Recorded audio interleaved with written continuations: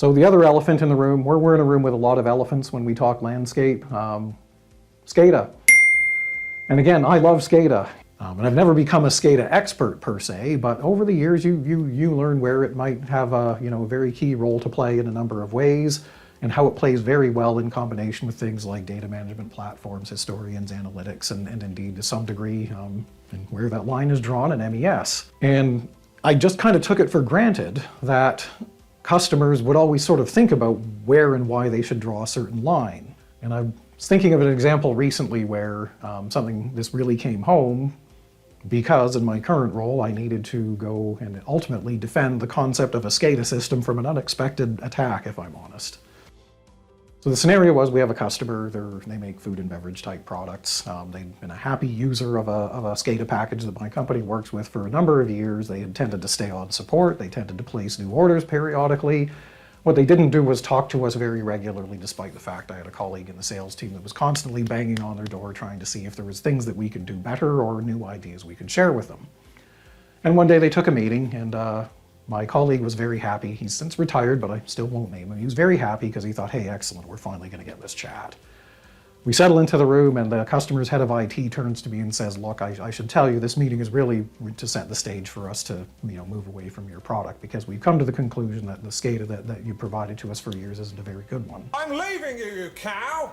So my colleague was very crestfallen, and I kind of chuckled a bit and I said, that's interesting. I said, okay, I understand that, and if the right thing to move away is, great, you should.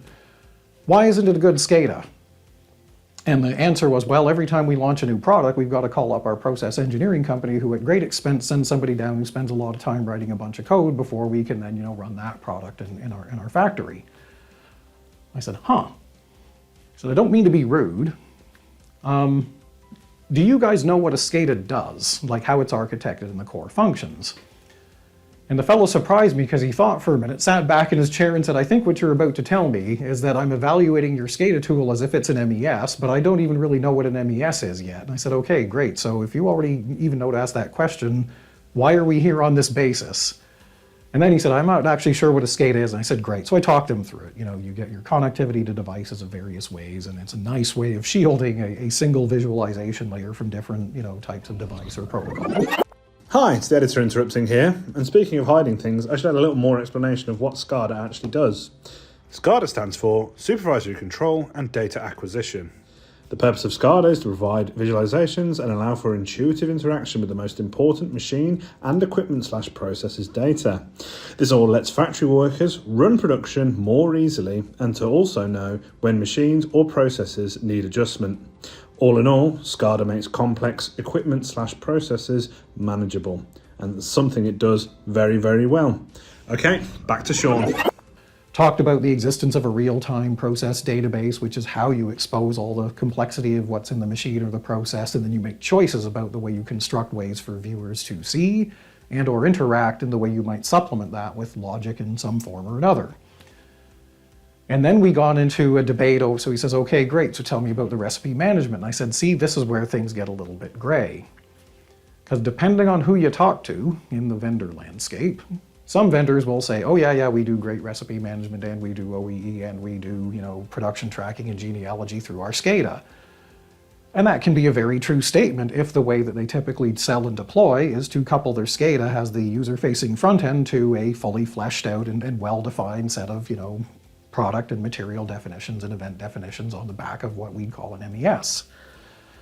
Others will present a SCADA system and say, oh, it can do all that, when what they mean is, if somebody sits down and designs the database and the data models that hold asset information, material definition, quality specs, all the familiar refrain, all these things that we mentioned 100 times, yeah, you can then use whatever coding tool is appropriate to that SCADA package. VB, .NET scripting, Python if it's slightly more modern, JavaScript if you're feeling masochistic. But again, that's not because out of the box SCADA does that. That's because if you know how to build those data models effectively, and you know how to build the supporting business logic at the different layers effectively, and then you know how to orchestrate it through the way you construct user interfaces and triggers and integration points, you can deliver MES-type capability through what somebody might call a SCADA system if they're not being as pedantic as I like to be about, is it really SCADA? Okay, well, it's delivering MES capability, but not as a package, not as something that you can buy, look at, and understand before you're committed to it, and potentially at the risk that nobody will understand how it was built, even the guy that built it.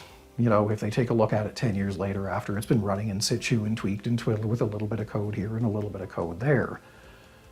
So again, I would never be quite as rigid as some of the folks who really love the Purdue model are, but I would say that there's a world of difference between being able to take a set of tools and build a capability versus whether or not that's the right approach.